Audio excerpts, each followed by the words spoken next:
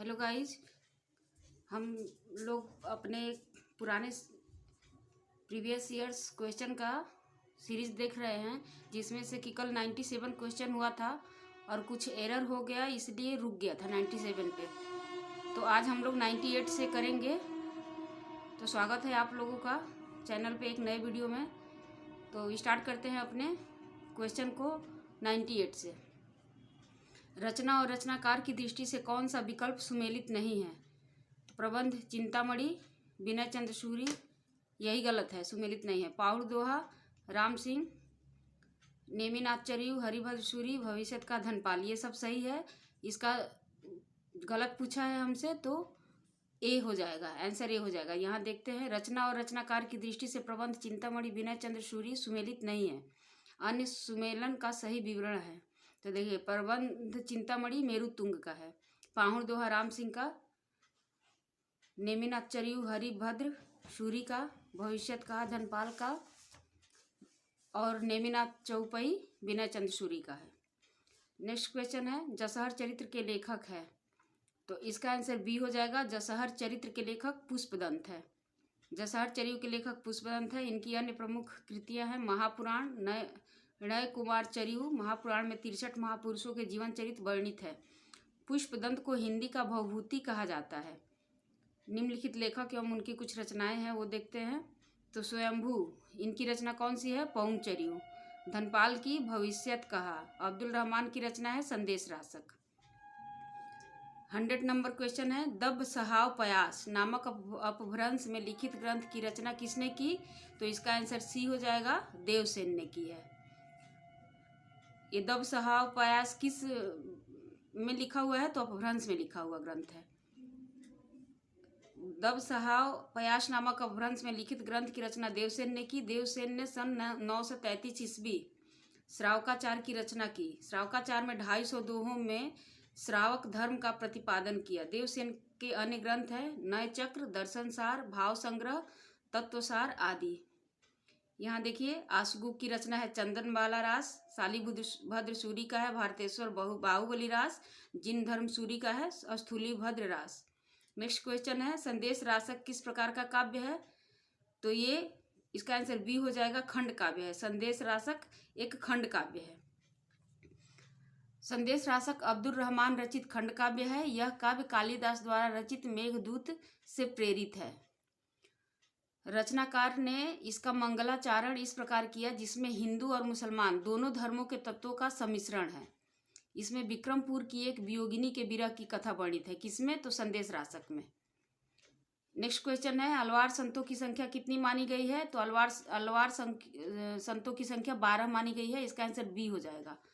अलवार संतों की संख्या 12 मानी गई है। अलवार तमिल कवि एवं संत थे। इनका काल 6वीं से 9वीं शताब्दी के बीच रहा। इनके पदों का संग्रह दिव्य प्रबंध कहलाता है। तो दिव्य प्रबंध किनके पदों का संग्रह है? तो अलवार संतों के ग्रंथों का संग्रह है, पदों का संग्रह है। नेक्स्ट क्वेश्चन है, कैमास वध किस ग्रंथ की प्रमुख घटना है? तो इसका आंसर सी हो जाएगा, कैमास वध पृथ्वीराज रासो, है ना, इसकी प्रमुख घटना है। जैसे कि उसमें जो दिया हुआ है सर्ग करके, तो उसी में तो वो नाम अलग अलग है। कयामत वध, फिर कोई कयामत पद्मावती वाला है, सब करके दिया हुआ है, जो उसी में से एक है कैमास वध। तो उसी के बारे में पूछा है। कैमास वध को ही कयामत वध कहा जाता है। पृथ्वीराज रासो ग्रंथ की प्रमुख घटना है। पृथ्वीराज रासो के ग्रंथ के रचनाकार चंद्रवरदाई है। बिसलदेव रासो ग्रंथ किसने लिखा था? तो नरपति नाल्ह ने। खुमान रासो दलपति विजय ने। और परमाल रासो किसने लिखा था? तो जगनिक ने। नेक्स्ट क्वेश्चन है, अपभ्रंश भाषा में लिखित रामचरित्र कौन सा है? किस भाषा में? अपभ्रंश भाषा में पूछा है। तो अपभ्रंश भाषा में पौंग चरियू है। इसका आंसर सी हो जाएगा। पौंग चरियू में 5 उसके खंड है। अपभ्रंश भाषा में लिखित रामचरित्र पौंग चरियू है। पौंग चरियू ग्रंथ की रचना स्वयंभू ने किया था। इनकी अन्य रचना रिठमेणी चरियू तथा स्वयंभू छंद है। स्वयंभू को अपभ्रंश का वाल्मीकि तथा व्यास भी कहा जाता है। स्वयंभू के पौमचरियु को उनके पुत्र त्रिभुवन ने पूरा किया था, जबकि रामायण के रचयिता महर्षि वाल्मीकि एवं रामचंद्रिका के रचयिता केशवदास तथा महापुराण के रचयिता पुष्पदंत है। नेक्स्ट क्वेश्चन, पृथ्वीराज रासो की भाषा क्या है? तो इसका आंसर ए हो जाएगा डिंगल। डिंगल किसको बोलते हैं? जो राजस्थानी और अपभ्रंश मिश्रित होता है उसको डिंगल बोलते हैं। और अपभ्रंश और ब्रजभाषा मिश्रित भाषा को क्या बोलते हैं? पिंगल बोलते हैं। आंसर इसका ये हो जाएगा, पृथ्वीराज रासो की भाषा डिंगल है। अपभ्रंश एवं राजस्थानी, देखिए अपभ्रंश एवं राजस्थानी के मिश्रित रूप को डिंगल कहते हैं। आ गया ना, अपभ्रंश एवं राजस्थानी के मिश्रित रूप को डिंगल कहते हैं, जबकि अपभ्रंश एवं ब्रज भाषा के मिश्रित रूप को पिंगल कहते हैं। ठीक, निम्नलिखित में से कौन सी रचना अपभ्रंश के प्रभाव से मुक्त हिंदी की रचना मानी जाती है? तो ये है सी, बीसलदेव रासो। बीसलदेव रासो अपभ्रंश के प्रभाव से मुक्त हिंदी की रचना मानी जाती है। बीसलदेव रासो नरपति नाल द्वारा सन 1155 ईस्वी में रचित एक श्रृंगारिक रचना है। हिंदी में 12 मासा का वर्णन सर्वप्रथम बीसलदेव रासो में मिलता है। इसको 12 मासा इसलिए बोला गया है, वर्णन किया गया इसमें, क्योंकि जब वो उसके 4 खंड बताए गए हैं, तो उसमें 4 जो उसके खंड है उसमें से जो दूसरा खंड है उसमें जब रूठ के जाते हैं बीसलदेव अपनी राजमती से उड़ीसा जब चले जाते हैं तो 12 महीने के बाद लौटते हैं, 1 साल के बाद, तो इसीलिए इसमें 12 मासा का वर्णन मिलता है। नेक्स्ट क्वेश्चन है, पंडीय मसल सत्य बखाड़े दे हाही बुद्ध बसंत न जाड़े, यह किसकी काव्य पंक्ति है? तो ये है सरहपा की। यह काव्य पंक्ति, आंसर इसका डी हो जाएगा। यह काव्य पंक्ति आदिकालीन कवि एवं हिंदी के प्रथम कवि सरहपा द्वारा रचित है। अल्लाह उदल नामक वीर सरदारों की वीरतापूर्ण लड़ाइयों का वर्णन निम्नलिखित में से किस ग्रंथ में मिलता है? किसका? अल्लाह और उदल, तो ये मिलता है हमको परमाल रासो में। इसका आंसर बी हो जाएगा। अल्लाह उदल नामक वीर सरदारों की वीरतापूर्ण लड़ाइयों का वर्णन जगनिक कृत आदिकालीन रचना परमाल रासो में है। परमाल रासो आदिकालीन रचना है, आदिकाल की रचना है, और इसको लिखा किसने था? तो जगनिक ने। आल्हा छंद में लिखे जाने के कारण इसका अन्य नाम आल्हा खंड भी है। परमाल रासो को ही आल्हा खंड कहा जाता है। ये भी क्वेश्चन पूछा जाता है कि परमाल रासो को अन्य किस नाम से जानते हैं? तो आल्हा खंड के नाम से जानते हैं। इस छंद को वीर छंद भी कहते हैं। यह 31 मात्राओं वाला छंद है जो युद्ध भूमि में योद्धाओं का जोश बढ़ाता है। आल्हा खंड को सर्वप्रथम सन 1865 ईस्वी में फर्रुखाबाद के तत्कालीन जिलाधीश चार्ल्स इलियट ने प्रकाशित करवाया था। आल्हा खंड वर्षा ऋतु में उत्तर प्रदेश के बैसवाड़ा, पूर्वांचल और बुंदेलखंड क्षेत्र में गाया जाता है। डॉक्टर रामकुमार वर्मा ने अपने इतिहास ग्रंथ हिंदी साहित्य का आलोचनात्मक इतिहास में हिंदी का पहला कवि किसे माना है? तो रामकुमार वर्मा ने अपने ग्रंथ में हिंदी का पहला कवि स्वयंभू को माना है। इसका आंसर डी हो जाएगा। डॉक्टर रामकुमार वर्मा ने अपने इतिहास ग्रंथ हिंदी साहित्य का आलोचनात्मक इतिहास, रामकुमार वर्मा का कौन सा ग्रंथ है? तो हिंदी साहित्य का आलोचनात्मक इतिहास में हिंदी का पहला कवि स्वयंभू को माना है, जबकि सरहपा को राहुल संस्कृत्यायन ने हिंदी का पहला कवि माना है। सामान्यतः सरहपा को ही सर्वमान्य रूप से हिंदी का पहला कवि माना जाता है, मतलब सर्वसहमति से सरहपा को ही माना जाता है पहला कवि हिंदी का। लेकिन अगर पूछा जाए, किसी के अकॉर्डिंग पूछा जाए कि रामकुमार वर्मा ने किसको माना, रामचंद्र शुक्ल ने किसको माना, गणपति चंद्र शुक्ल ने किसको माना, तो इस सब हिसाब से अलग अलग इतिहासकारों ने अलग अलग कवि को माना है। नाथ साहित्य का आरंभकर्ता किसे माना जाता है? तो इसका आंसर सी हो जाएगा, गोरखनाथ को। नाथ साहित्य का आरंभकर्ता गोरखनाथ को माना जाता है। नाथ साहित्य का आरंभकर्ता मत्स्येंद्र नाथ के शिष्य गोरखनाथ को माना जाता है। यह हठ योग की स्थापना पर आधारित पंथ है। गोरखनाथ किसके शिष्य थे? तो मत्स्येंद्र नाथ के शिष्य थे। ठीक है। शिव इस संप्रदाय के आराध्य देव है। नाथ संप्रदाय के प्रवर्तक मत्स्येंद्र नाथ माने जाते हैं। तो इन लोगों के आराध्य देव कौन थे? नाथ के, तो शिव थे। नेक्स्ट क्वेश्चन है, हिंदी का प्रथम महाकाव्य किसे माना गया है? तो पृथ्वीराज रासो को माना गया है। इसका आंसर बी हो जाएगा। पृथ्वीराज रासो को हिंदी का प्रथम महाकाव्य माना गया है। यह आदिकालीन रचना है और इसके रचयिता चंद्रबरदाई है। खुमान रासो एवं बिसलदेव रासो भी आदिकालीन रचनाएं हैं। इनके रचयिता क्रमशः दलपति विजय एवं नरपति नाल है। तो दलपति विजय की कौन सी रचना है? खुमान रासो। और नरपति नाल की है बिसलदेव रासो। कामायनी छायावादी कवि जयशंकर प्रसाद द्वारा रचित महाकाव्य है। नेक्स्ट क्वेश्चन है, प्रत्येक देश का साहित्य वहाँ की जनता की चित्तवृत्ति का संचित प्रतिबिंब होता है। यह किसका कथन है? तो ये कथन है आचार्य रामचंद्र शुक्ल का। प्रत्येक देश का साहित्य वहाँ की जनता, इसका आंसर डी है, आचार्य रामचंद्र शुक्ल। प्रत्येक देश का साहित्य वहाँ की जनता की चित्रवृत्ति का संचित प्रतिबिंब होता है। उक्त कथन आचार्य रामचंद्र शुक्ल का है। महावीर प्रसाद द्विवेदी का साहित्य एवं कविता के संबंध में अलग अलग कथन इस प्रकार है। साहित्य समाज का दर्पण है, ये किसने कहा है? महावीर प्रसाद द्विवेदी ने कहा है। अंतःकरण की वृत्तियों के चित्र का नाम कविता है, ये किसने कहा है? तो ये भी महावीर प्रसाद द्विवेदी ने ही कहा है। नेक्स्ट क्वेश्चन है, गोरी सोवे सेज पर मुख पर डारे केस पंक्ति किसके द्वारा रचित है? तो इसका आंसर डी हो जाएगा, अमीर खुसरो, है ना। ये गोरी सेवे सेज पर मुख पर डारे केस, यह पंक्ति अमीर खुसरो ने अपने गुरु निजामुद्दीन औलिया के मृत्यु पर लिखी थी। जब इनके गुरु कौन थे? अमीर खुसरो के निजामुद्दीन औलिया। तो जब उनकी मृत्यु हो गई थी तभी इन्होंने ये पंक्ति लिखी थी। डॉक्टर रामकुमार वर्मा ने अमीर खुसरो को अवधी भाषा का प्रथम कवि माना है। अवधी भाषा का प्रथम कवि किसने माना है अमीर खुसरो को? रामकुमार वर्मा ने। नेक्स्ट क्वेश्चन है, आदिकालीन के किस कवि ने खड़ी बोली में रचना की है? तो इसका आंसर भी अमीर खुसरो ही होगा। देखिए ये कितने एग्जाम में पूछे गए हैं। इसका आंसर डी हो जाएगा, अमीर खुसरो। अमीर खुसरो आदिकाल के एकमात्र कवि हैं जिन्होंने खड़ी बोली में रचना की है। अमीर खुसरो का वास्तविक नाम अबुल हसन था। ये निजामुद्दीन औलिया के शिष्य थे। अमीर खुसरो खड़ी बोली के आदि कवि कहे जाते हैं। इनकी रचनाएं हैं खालिक बारी, पहेलियां, मुकरिया, दो सुखने, गजल आदि। नेक्स्ट क्वेश्चन है, विद्यापति किसके दरबारी कवि थे? तो इसका आंसर बी हो जाएगा, कीर्ति सिंह। विद्यापति तिरहुत के राजा शिव सिंह और कीर्ति सिंह के दरबारी कवि थे।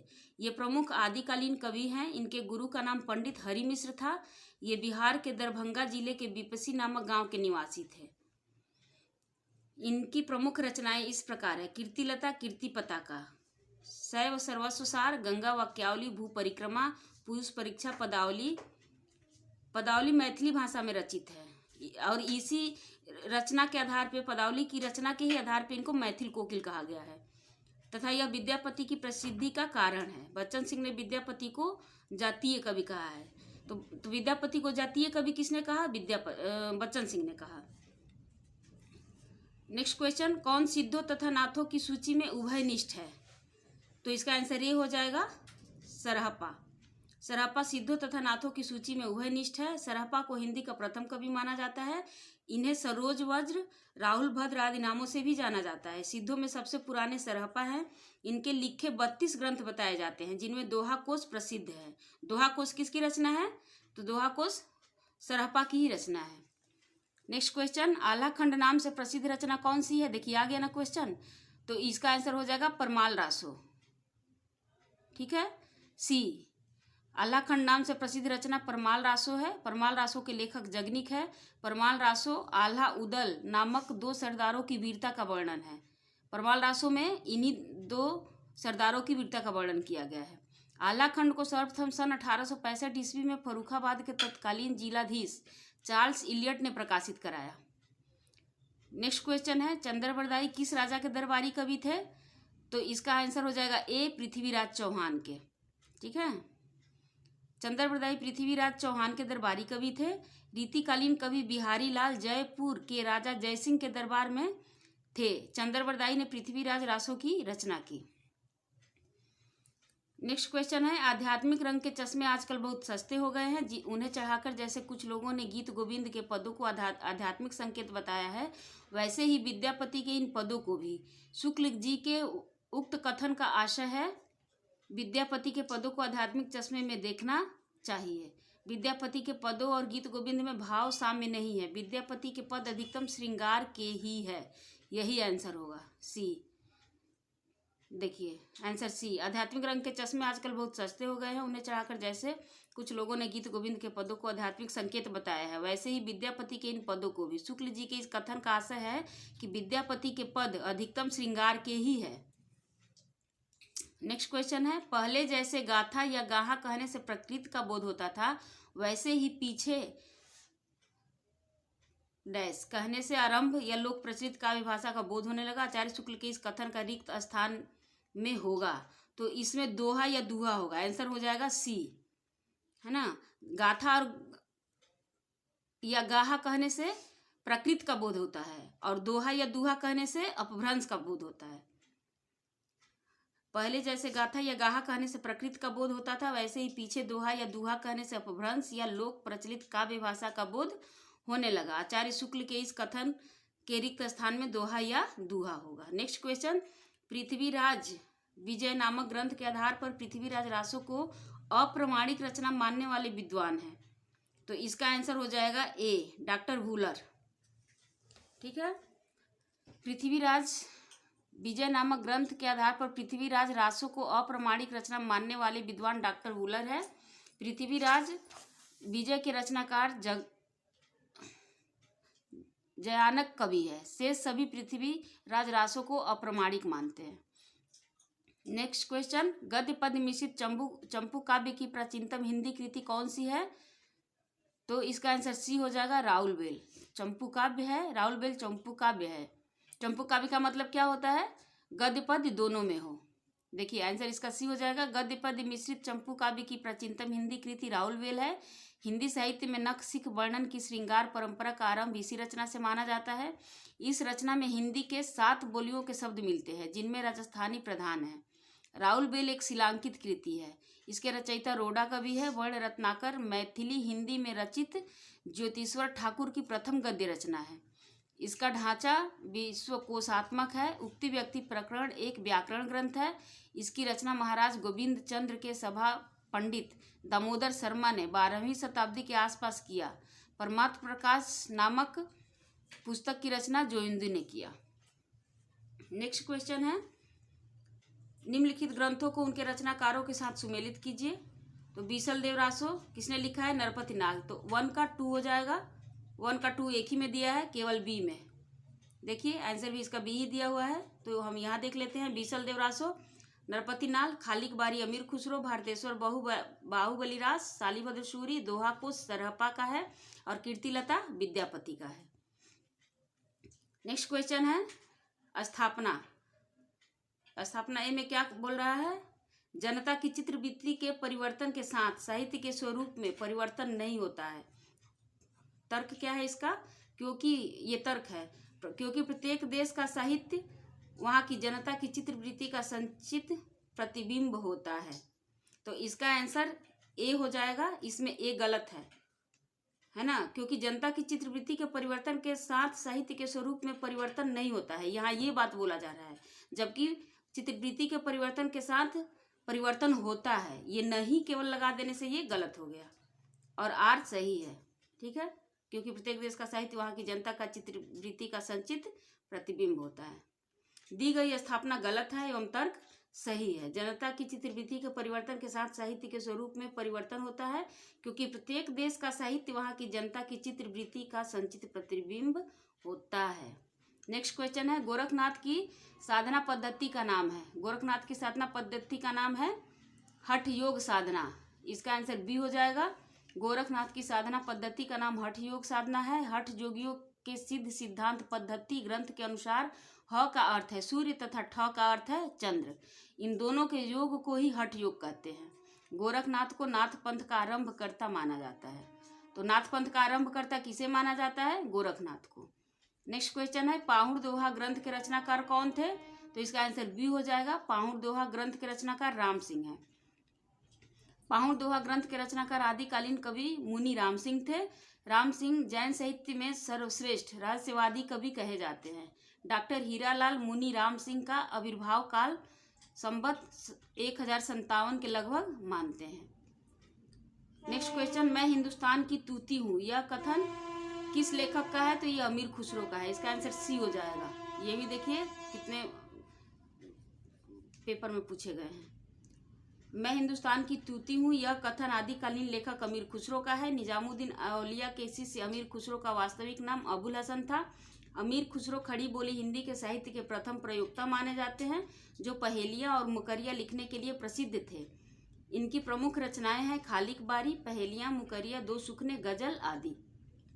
नेक्स्ट क्वेश्चन है, देसिल बयाना सब्जन मिठा, देसी भाषा के मिठास का यह वर्णन करने वाले रचनाकार का नाम है। तो इसका आंसर डी हो जाएगा, विद्यापति है। ये पंक्ति किसकी है? विद्यापति की है। देखिए ये भी पूछा गया है कितने पेपर में। देसिल बयाना सब्जन मिठा, देसी भाषा के मिठास का यह वर्णन करने वाले रचनाकार आदिकालीन कवि विद्यापति है। ये तिरहुत के राजा शिव सिंह एवं कीर्ति सिंह के राज दरबारी कवि थे। ये शैव संप्रदाय के कवि थे। इनकी प्रमुख रचनाएं कीर्तिलता, कीर्ति पताका एवं पदावली है। प्रथम दोनों रचनाएं अवहट्ट में तथा पदावली मैथिली भाषा में रचित है। पदावली विद्यापति के प्रसिद्धि का आधार ग्रंथ है। नेक्स्ट क्वेश्चन है, सारंगधर पद्धति किस विधा की रचना है? तो ये है, इसका आंसर सी हो जाएगा, सुभाषित संग्रह। बी, इसका आंसर बी हो जाएगा, सुभाषित संग्रह। सारंगधर सुभाषित संग्रह विधा की रचना है। सारंगधर पद्धति में बहुत से साबर मंत्र और भाषा चित्र काव्य दिए गए हैं, जिसमें बीच बीच में देश भाषा के वाक्य आए हैं। सारंगधर पद्धति के रचनाकार सारंगधर है। ये एक अच्छे कवि और सूत्रकार थे। अच्छा, इसमें ये जो भी हम क्वेश्चन देख रहे हैं और उसकी ये जो भी हम व्याख्या पढ़ रहे हैं, वो जितनी भी व्याख्या है ये रामचंद्र शुक्ल का जो ग्रंथ है हिंदी साहित्य का इतिहास, ये उसी के लाइन है सारे, उसी में से ये व्याख्या सारा दिया हुआ है। तो अगर आप लोगों ने हिंदी साहित्य का इतिहास पढ़ा होगा रामचंद्र शुक्ल का, तो आप लोग इसको अच्छे से समझ पा रहे होंगे कि ये सारे व्याख्या वहीं से उठाए गए हैं। ये जितनी भी व्याख्या दी गई है पूरा लाइन बाय लाइन वहीं से उठाया गया है, उन्हीं के किताब से, उन्हीं के कथन से। उन्होंने जो जो कहा है वही है सब। तो आज हम यहीं तक अपना क्वेश्चन रोकते हैं। अगले नंबर का हम देखेंगे नेक्स्ट वीडियो में। अगर आप लोगों को ये प्रीवियस ईयर क्वेश्चन का सीरीज पसंद आ रहा हो तो प्लीज़ आप वीडियो को लाइक, शेयर और सब्सक्राइब कर दीजिएगा। नोटिफिकेशन भी ऑन कर लीजिएगा ताकि जब भी वीडियो अपलोड हो आप लोगों तक पहुंच पाए। और वीडियो कैसा लग रहा है, अगर आप लोगों को लग रहा है कि आप लोगों के लिए ये उपयोगी है तो प्लीज़ ज़रूर कमेंट करिएगा, ताकि हमको भी लगे कि हाँ जो मेरा प्रयास है वो सही है, तो आगे इसको जारी रखना चाहिए। तो ये पूरे जितने भी हमारे क्वेश्चन हैं इसमें हम इसी तरह इसका सीरीज पूरा करेंगे। तो रोज़ एक वीडियो लेके आएंगे, तो प्लीज़ आप लोग कमेंट ज़रूर करिएगा, ये आप लोगों से मेरा रिक्वेस्ट है। तो आज हम यही ख़त्म करते हैं, फिर मिलते हैं अपने नेक्स्ट वीडियो में अगले क्वेश्चन के साथ। तब तक के लिए बाय, टेक केयर।